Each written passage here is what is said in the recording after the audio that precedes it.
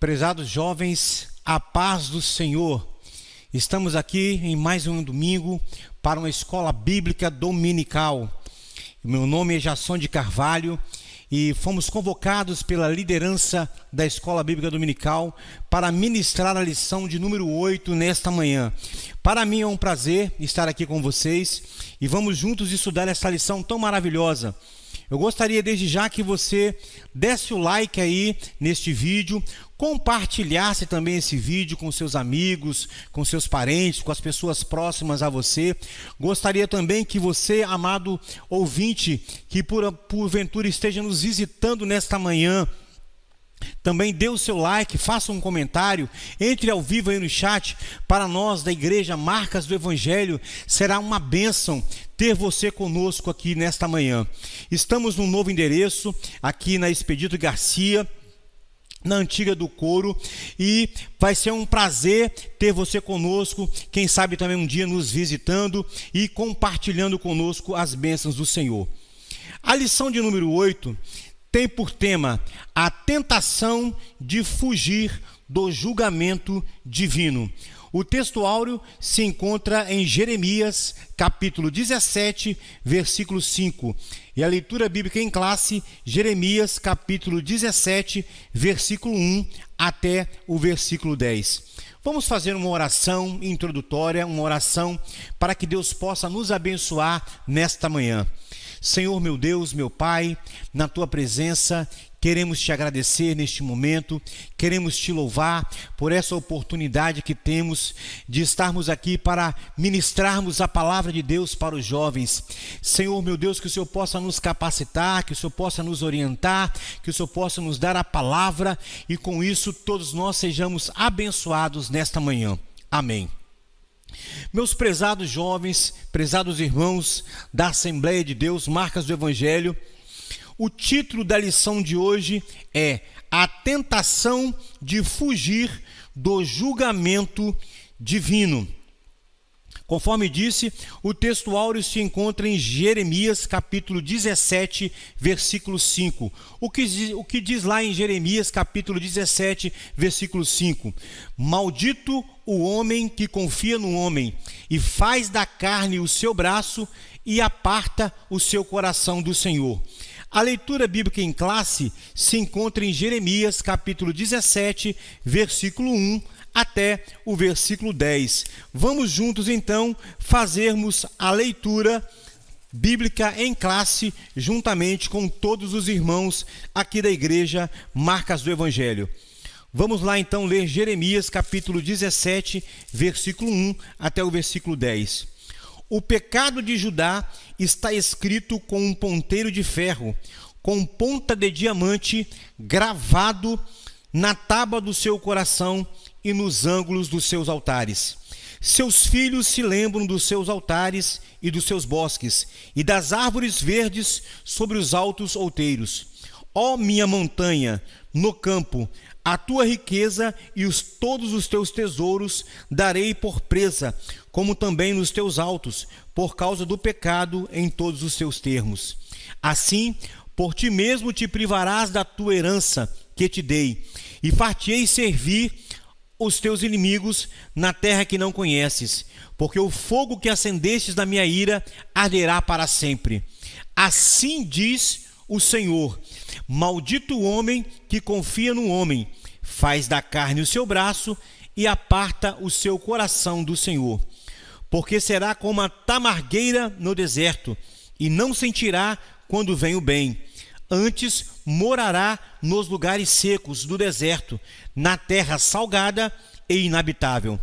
Bendito o varão que confia no Senhor e cuja esperança é o Senhor, porque ele será como a árvore plantada junto às águas, que estende as suas raízes para o ribeiro e não receia quando vem o calor. Mas a sua folha fica verde, e no ano de sequidão não se afadiga nem deixa de dar o fruto. Enganoso é o coração, mais do que todas as coisas, e perverso, quem o conhecerá? Eu, o Senhor, esquadrinho o coração, eu provo os pensamentos, e isso para dar a cada um segundo os seus caminhos e segundo o fruto das suas ações. Glória a Deus.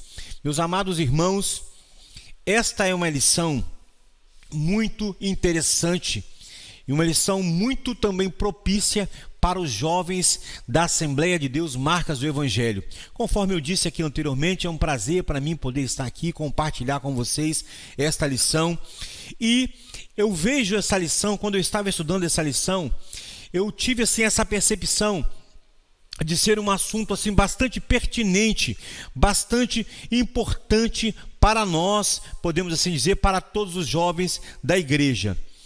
Quando nós olhamos assim, com aquele olhar assim meio que aleatório, né? Aleatoriamente para esse tema, nós podemos pensar assim, um pouco estranho, né? Achar um pouco estranho, mas por que esse tema? A tentação de fugir do julgamento de Deus.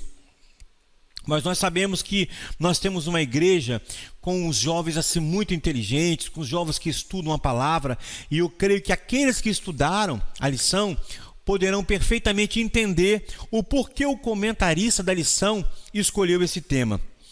Vamos começar com uma breve reflexão sobre este tema.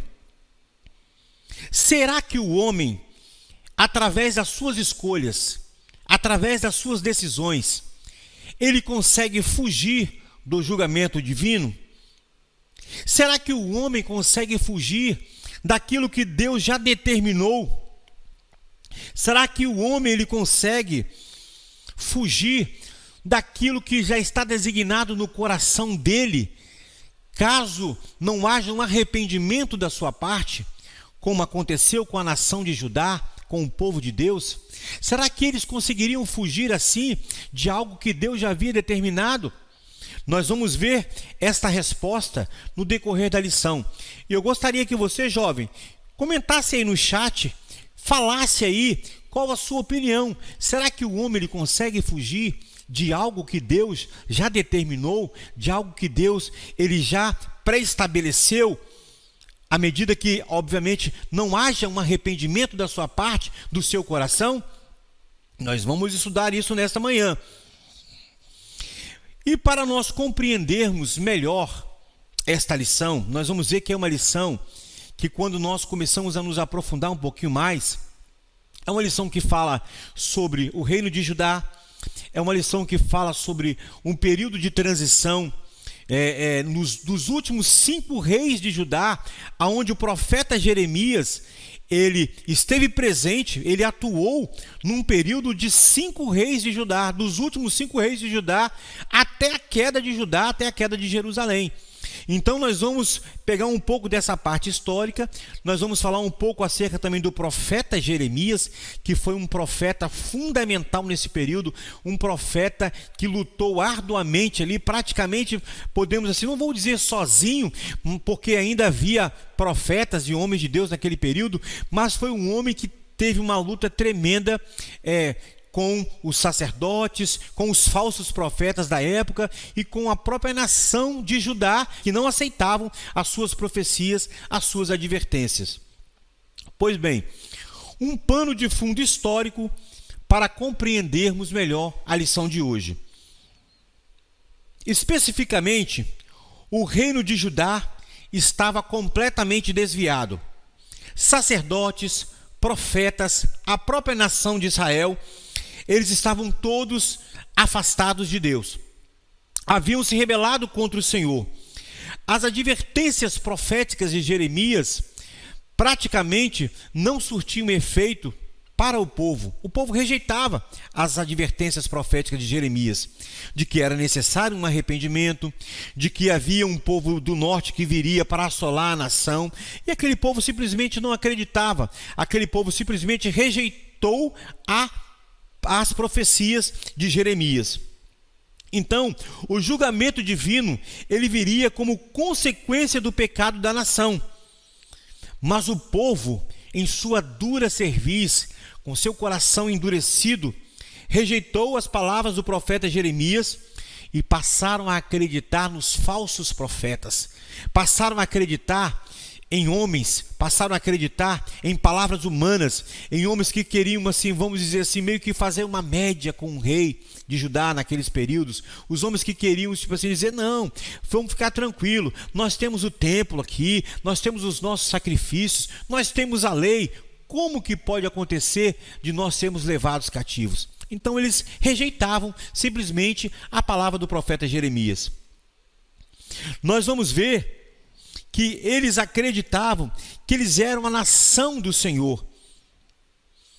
E o contexto que fala sobre este momento é 2 Crônicas, capítulo 36, versículo 15 até o versículo 16. Eu gostaria de ler, e que vocês nos acompanhassem, gostaria de ler 2 Crônicas 36, versículo 15 até o versículo 16, que diz assim: 2 Crônicas 36, versículo 15 até o versículo 16. E o Senhor Deus de seus pais lhes enviou a sua palavra pelos seus mensageiros, madrugando-lhe e enviando-lhe, porque se compadeceu do seu povo e da sua habitação. Porém, zombaram dos mensageiros de Deus e desprezaram as suas palavras, e escarneceram dos seus profetas, até que o furor do Senhor subiu tanto contra o seu povo, que mais nenhum remédio houve. Então aquele povo rejeitou as palavras do profeta Jeremias, e eles rejeitaram as palavras dos profetas do Senhor, e por isso mesmo sofreram grandes consequências pelo fato da sua rebelião, da sua rebeldia. Em determinado momento, quando o povo de Judá se viu diante de uma situação em que começaram a se complicar, né, em termos da política externa, em termos dos invasores que estavam por vir, Egito, Babilônia e por aí vai, eles começaram a buscar estratégias humanas, eles começaram a buscar meios humanos para poder escapar desse juízo divino. Nós vamos ver isso no livro de Isaías, capítulo 31, versículo 1 e versículo 3. O que diz lá em Isaías, capítulo 31, versículo 1 e o versículo 3. Diz assim o livro de Isaías: ai dos que descem ao Egito a buscar socorro e se estribam em cavalos. Tem confiança em carros, porque são muitos, e nos cavaleiros, porque são poderosíssimos, e não atentam para o Santo de Israel, e não buscam ao Senhor. Veja bem, chegou um momento histórico do povo de Judá, do povo de Deus, que eles, quando se viram diante de um aperto, eles desejavam e eles colocaram no seu coração buscar apoio do Egito, que era uma outra nação também forte, poderosa, que tinha grandes carros, que tinham grandes cavalos, que tinha um grande exército, e eles, temendo a vinda da Babilônia, eles desejavam no seu coração buscar o apoio do Egito. E neste ponto é que faz sentido o texto áureo da lição, quando ele diz: maldito é o homem que confia do homem e faz da carne o seu braço e aparta o seu coração do Senhor. Normalmente, nós costumamos usar esse versículo quando estamos assim nas nossas relações humanas, né, nas nossas relações sociais, e às vezes uma pessoa te fala alguma coisa, te promete alguma coisa, e você acredita naquilo ali, e depois você ouve falar, né, mas você acreditou em fulano de tal? Maldito é o homem que confia no homem. A pessoa não cumpriu a promessa com você, ou de repente você mesmo pode chegar a essa conclusão: poxa, maldito é o homem que confia no homem. Mas na verdade é que este texto, né, esta passagem bíblica, ela tem um contexto histórico, né? É óbvio que nós, nas nossas relações, nós precisamos que tomar cuidado em quem a gente acredita, nas promessas que nós recebemos, mas o texto E o contexto desta palavra, ele diz especificamente em relação ao momento que o povo de Judá estava atravessando. Então, o Senhor Deus diz esta palavra: maldito é o homem que confia no homem, que faz da carne o seu braço, que confia na força humana e não deposita a sua confiança no Senhor, que é onde nós realmente devemos depositar a nossa confiança plena em Deus. Somente Ele é o nosso refúgio, a nossa fortaleza, o nosso escape. E Judá, ele meio que estava desejando arrumar assim aquilo que a gente, principalmente o povo brasileiro, né? Dentro da cultura popular brasileira, tem essa questão do jeitinho, né? Judá estava querendo arrumar um jeitinho, uma forma de escapar daquilo que Deus já estava designando para eles, sendo que eles sequer se arrependeram dos seus pecados. Então, justamente por isso, Deus iria trazer o juízo, a condenação. Mesmo eles tentando arrumar ali um jeitinho que iria servir de embaraço para a vida deles, né? Nós sabemos que isso não teve jeito, não teve solução. Aqueles que estudaram a lição e aqueles que estudaram o livro de Jeremias vão ver que no final, quando os remanescentes, os pobres, os últimos que ficaram ali, podemos dizer assim, numa linguagem assim bem popular, né? Somente assim a ralé, aquele povo bem assim pobre no sentido material, podemos assim dizer, é que foram para o Egito e até levaram Jeremias também para o Egito, né?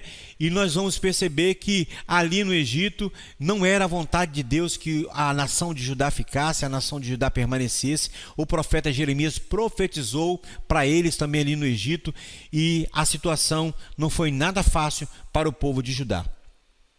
Vamos continuar aqui, irmãos, falando um pouquinho sobre o profeta Jeremias. Jeremias, ele faz parte dessa lição, porque ele faz parte de todo esse contexto. Ele foi o profeta que Deus levantou para falar à nação de Judá. E ele profetizou aproximadamente 40 anos para o povo de Judá, levando a mensagem do Senhor. E nós vamos ver aqui o quão importante foi o seu ministério, o quão importante foi a sua chamada. O profeta Jeremias, ele foi o mais sensível dos profetas do Antigo Testamento. Na vida e no ministério de Jeremias, houve um misto de firmeza, um misto de dureza, e ao mesmo, na sua fala automaticamente, né? Mas ao mesmo tempo uma grande sensibilidade ao ver o pecado da nação de Judá e a sua rebeldia. Tanto é que Jeremias, ele é visto pelos teólogos, pelos pregadores, como sendo o profeta chorão. Normalmente quando você fala de uma pessoa assim, fulano de tal é chorão demais, né? Quando os jovens estão reunidos numa brincadeira, praticando um esporte, alguma coisa assim, olha jovem, olha João, olha José, tal, você é muito chorão, você reclama demais. Normalmente a gente usa esse termo chorão no sentido figurativo.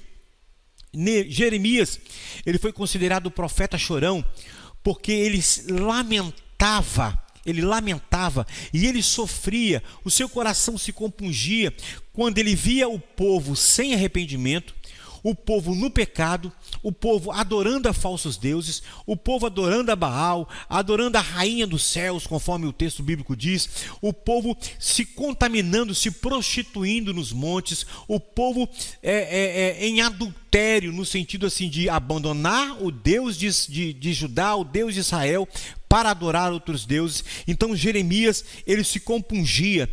Nós temos aqui no livro de Jeremias, no capítulo 9 e no versículo 1, um versículo que fala sobre Jeremias e as suas lágrimas. O texto diz assim: provera a Deus a minha cabeça se tornassem águas e os meus olhos em uma fonte de lágrimas. Então choraria de dia e de noite os mortos da filha do meu povo. Então Jeremias, ele sentia no seu coração grandes angústias e grandes tristezas por causa do pecado da nação de Judá.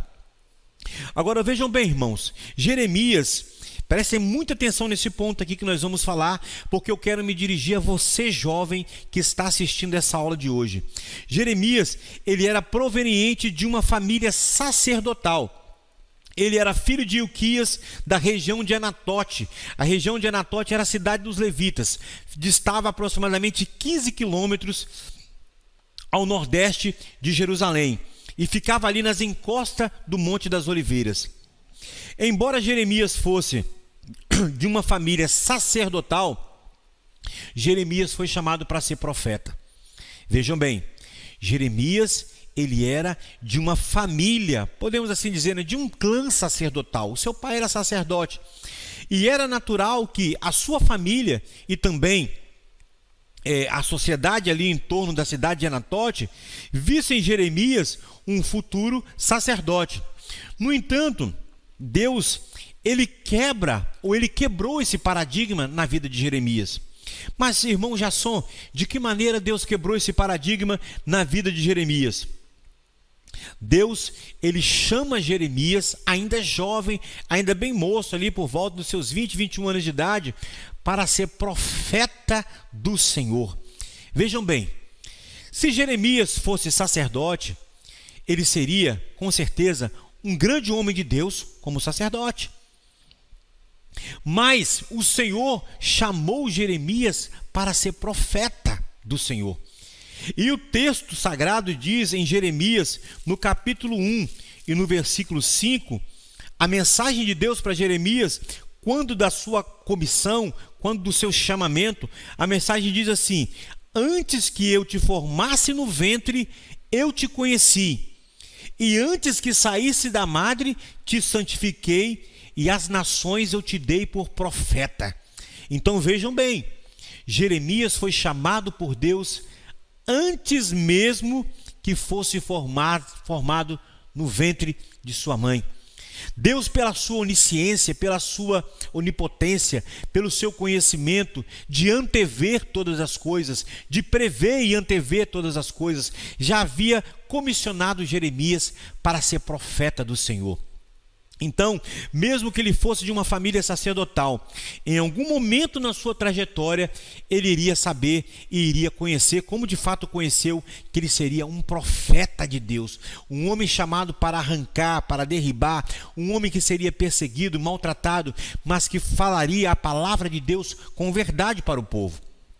E aqui eu quero entender, eu quero compreender o motivo pela qual Jeremias, ele foi muito persistente, 40 anos ali falando a palavra ao povo, 40 anos ali ministrando a palavra ao povo e sendo rejeitado.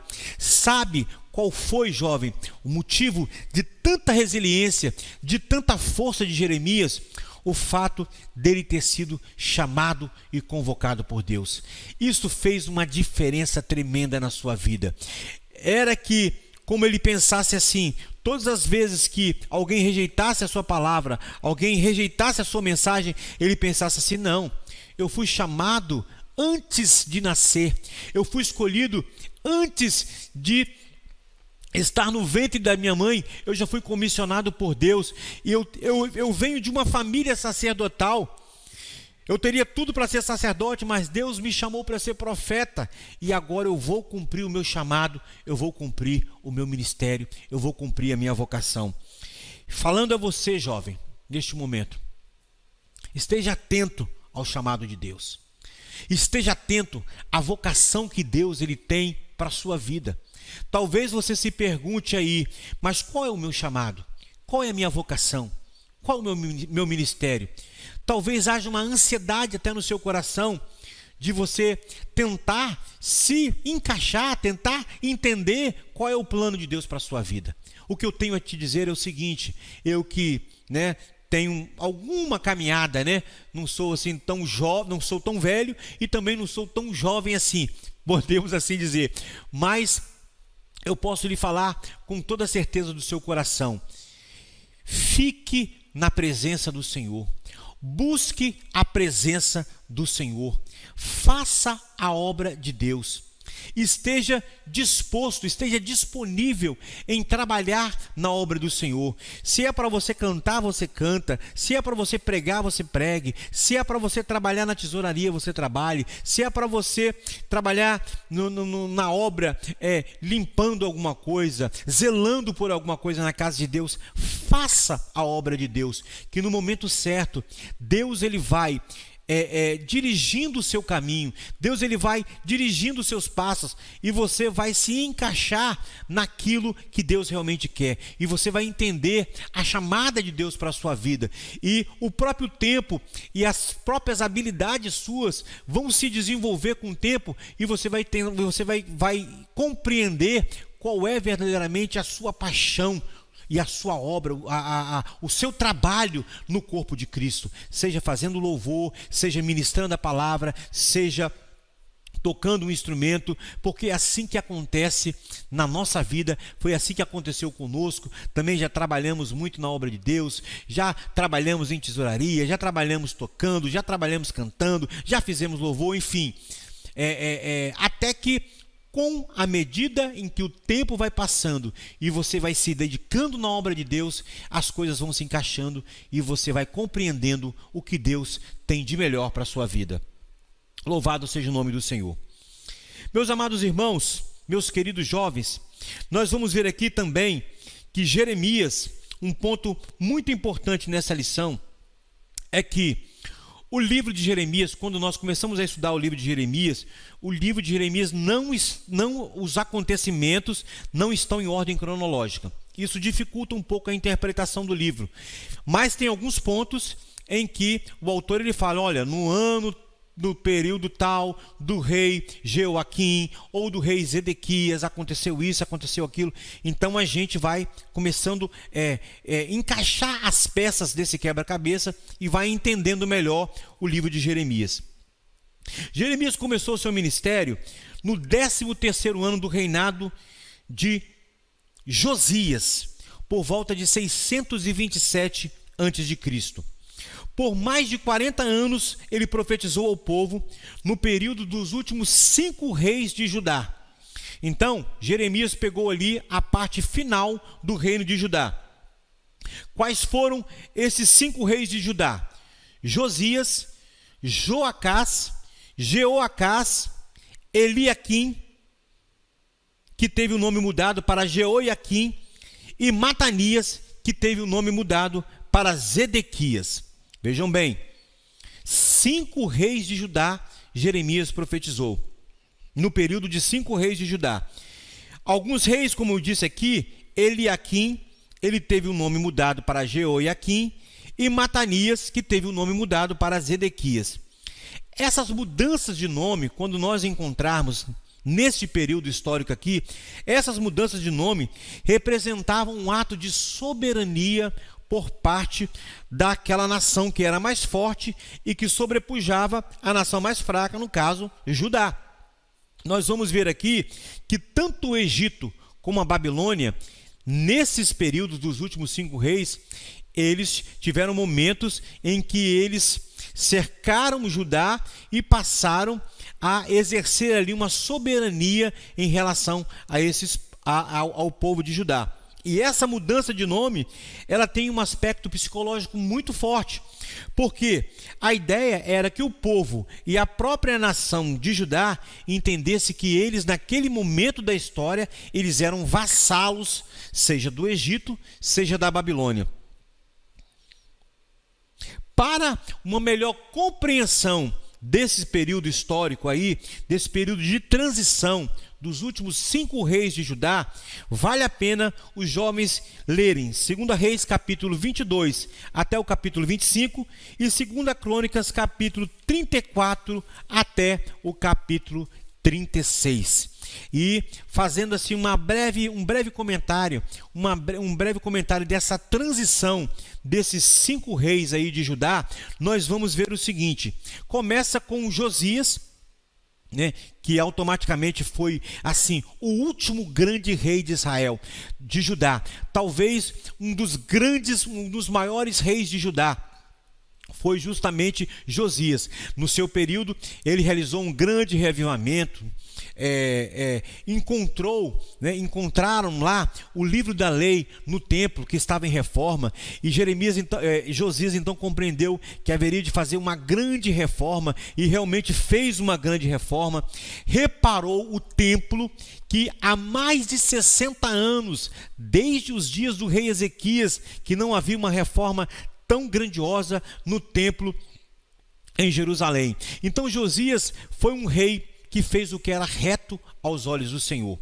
Josias foi um rei que fez o que era correto aos olhos de Deus. Podemos dizer que nesses períodos de transição dos últimos 5 reis de Judá, Judá esteve em torno de pressões internacionais, em torno de pressões políticas muito fortes, aonde, conforme eu já disse aqui, houve momentos em que ele foi subjugado, tanto pelo Egito como pela Babilônia. O Egito e a Babilônia se revezavam no domínio da região ali da Palestina. Judá, ora era vassalo do Egito, ora da própria Babilônia.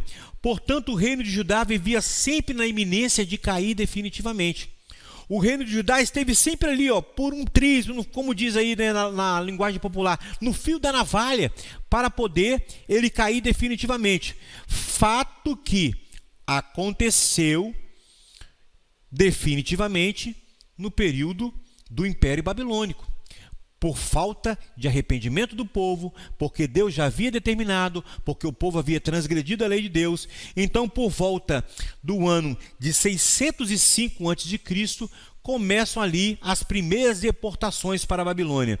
No ano de 605 a.C., nós vamos ver que vai a primeira leva, e um personagem conhecido que vai para a deportação babilônica. Na primeira deportação foi Daniel, o profeta, e alguns nobres que foram levados na primeira leva.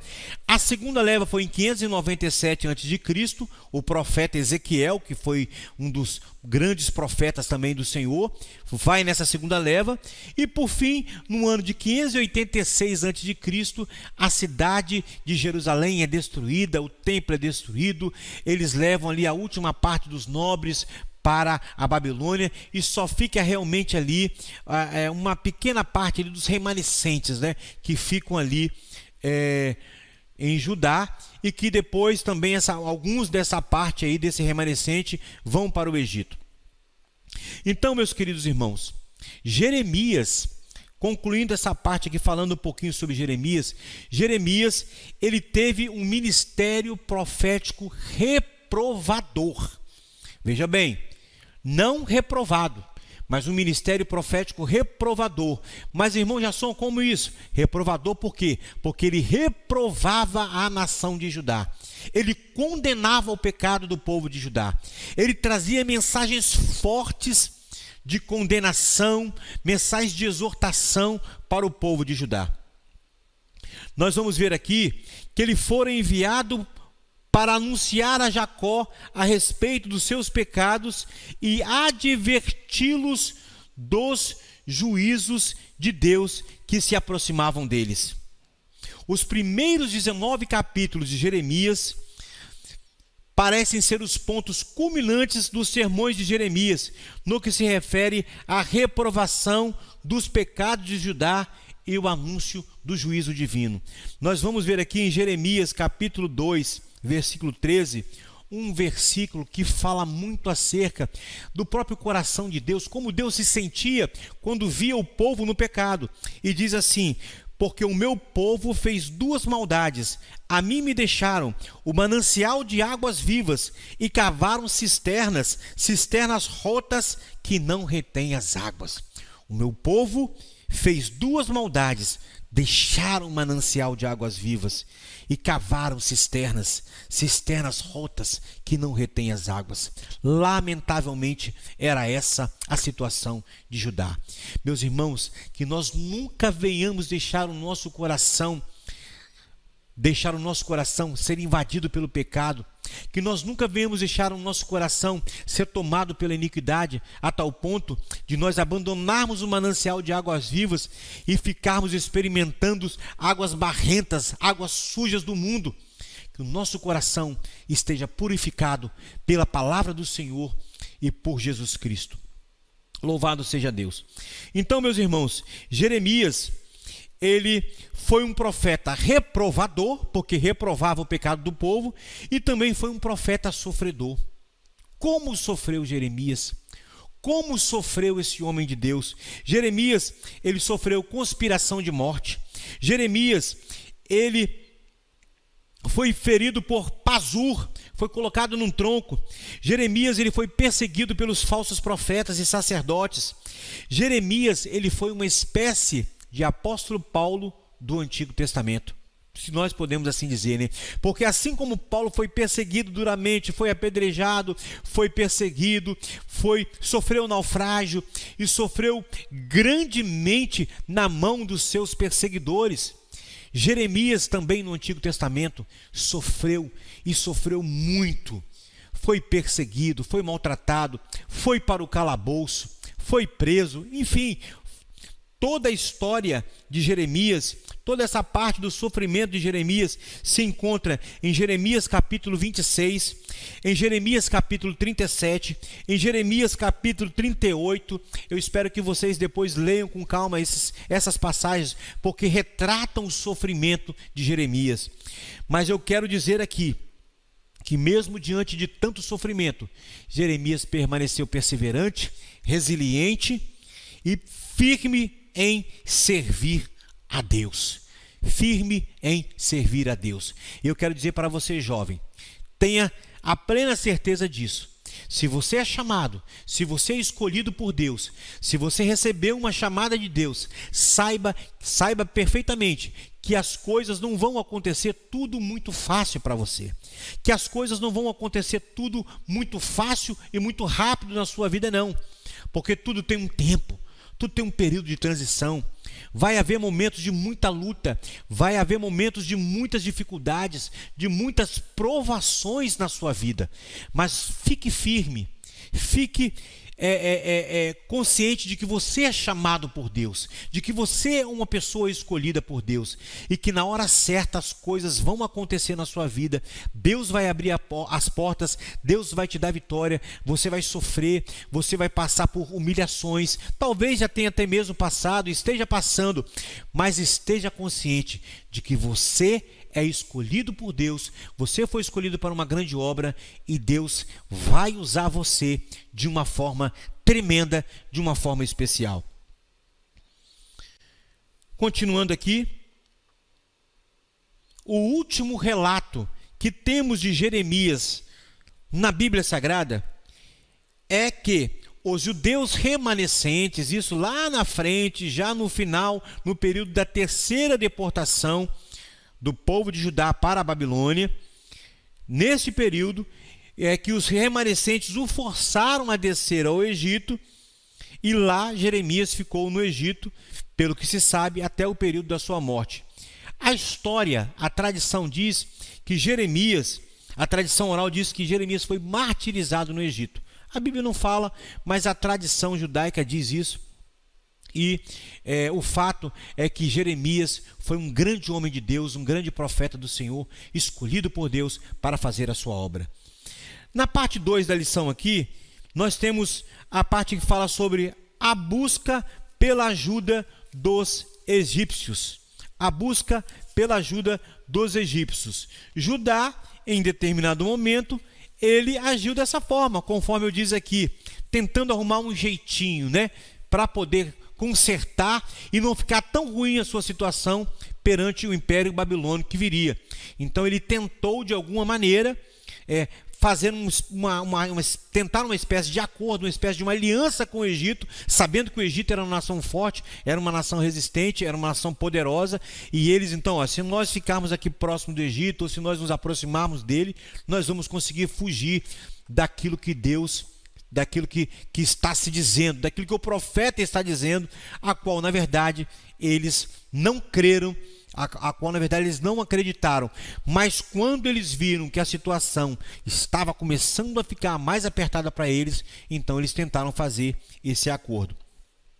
Diz aqui na parte da busca de ajuda dos egípcios, o comentarista da lição diz assim: quando o povo de Deus se viu na iminência do julgamento divino por meio dos babilônios, tentaram buscar ajuda com outras nações. Isaías comenta: ai dos que descem ao Egito a buscar socorro e estribam em cavalos. Tem confiança em carros porque são muitos e nos cavaleiros porque são poderosíssimos. E não atentam para o Santo de Israel e não buscam ao Senhor. Isaías capítulo 31, versículo 1. Na ótica dos hebreus, o Egito era uma opção militar que certamente poderia fazer frente à Babilônia. Já que Deus se tornara, entre aspas, para eles, um opositor, os hebreus buscariam ajuda nos homens.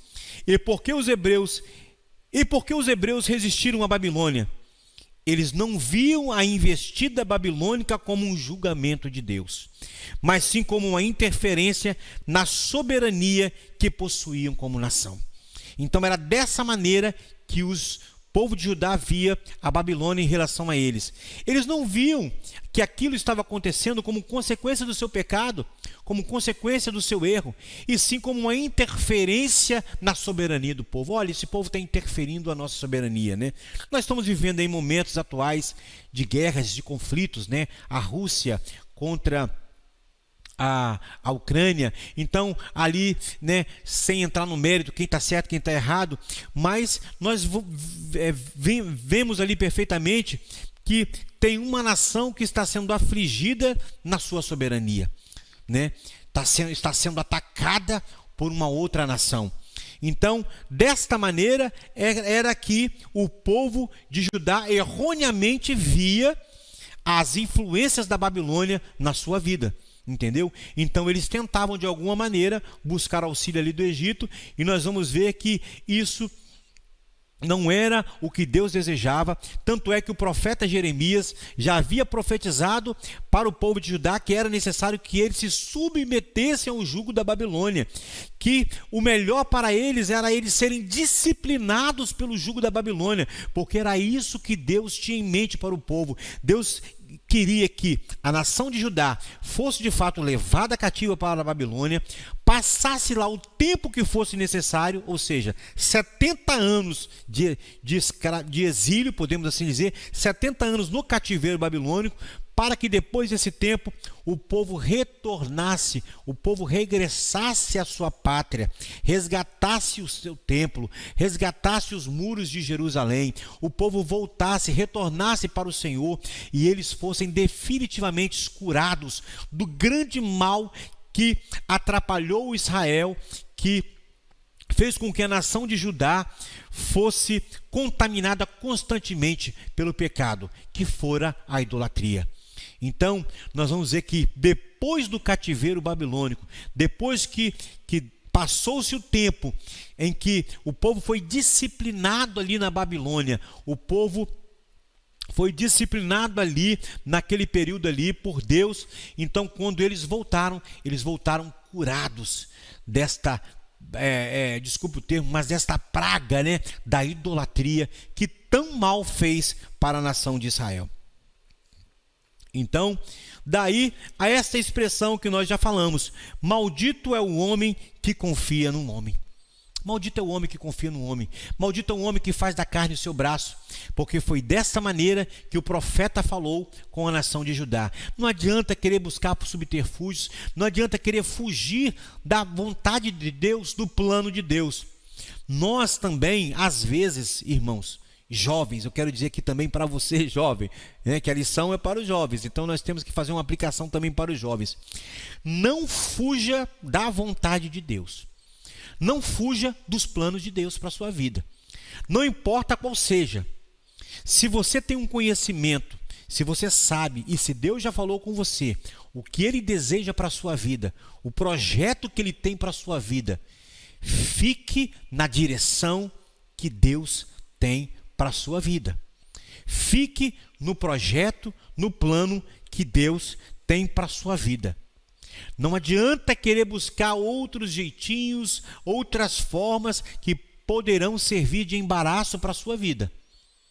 Procure seguir a vontade de Deus, procure seguir o plano de Deus e você será abençoado. Eu quero aqui finalizar esta lição de hoje dizendo que é importante confiar no Senhor, é importante se dedicar à palavra do Senhor, é importante que nós tenhamos em mente que somos chamados por Deus, que somos escolhidos por Deus, que Deus tem um plano na nossa vida e que Ele tem o melhor para nos dar. Que jamais possamos confiar em planos, em subterfúgios, que muitas vezes vêm do nosso coração, e a lição diz aqui que enganoso é o coração do homem. Na parte 3, enganoso é o coração do homem. Nós precisamos confiar no Senhor, nós precisamos confiar na sua palavra, naquilo que Deus tem para a nossa vida. Então, quando eu disse aqui no início da nossa lição, que essa lição é pertinente, é porque, jovem, Deus tem o melhor para a sua vida. Deus tem um plano para a sua vida. Deus quer te abençoar, Deus quer te guardar, Deus quer te proteger, Deus quer colocar você em lugares, em patamares mais altos. Deus quer fazer com que você, jovem, com que aquela palavra que diz lá no livro, no livro de João, nas epístolas de João: jovens, eu vos escrevi porque sois fortes e a palavra de Deus habita em vós e tendes vencido o maligno. Como diz também a palavra de Deus no livro quando Paulo escreve a Timóteo e diz: olha, Timóteo, desperta o dom que há em ti. Ninguém despreze a tua mocidade, mas ser o exemplo dos fiéis no trato, na palavra, no proceder, no exemplo, enfim. Eu quero dizer a você, jovem, finalizando esta lição: fique na presença do Senhor. Não se embarace com nada nesta vida. Projete a sua vida como projetou Jeremias. Você não sabe, mas talvez você é uma pessoa chamada e escolhida também desde o ventre ou antes do ventre da sua mãe, porque foi assim que Deus falou para Jeremias. Jeremias estava lá sossegado no seu canto e veio a mensagem: olha, Jeremias, o que é que tu vês, Jeremias? E ele disse: eu vejo uma vara de amendoeira. E o Senhor disse: viste bem, porque eu velo sobre a minha palavra para cumprir. E Deus foi dando sinais para aquele jovem ainda, que seria um grande profeta de Deus, que foi resiliente, que foi resistente e que serviu a Deus. Eu quero então agradecer a Deus por essa oportunidade de falar aos jovens nesta manhã. E quero pedir também para você que colabore com esta obra. Colabore com a obra de Deus aqui da Igreja Marcas do Evangelho. Nós estamos num novo templo, nós estamos num novo endereço aqui na Expedito Garcia, né, na antiga do Couro, onde nós temos um espaço bem grande, onde nós temos um local para receber você, receber a sua família, mas que a igreja está investindo muito, né? Nós estamos numa grande campanha aí de 1000 valentes, onde as pessoas, os jovens, onde a igreja toda está contribuindo em favor desta obra. E neste momento eu gostaria que você ofertasse, desse a sua contribuição em favor dessa obra, seja pelo Pix, seja pelo PicPay, seja ofertando aqui na igreja.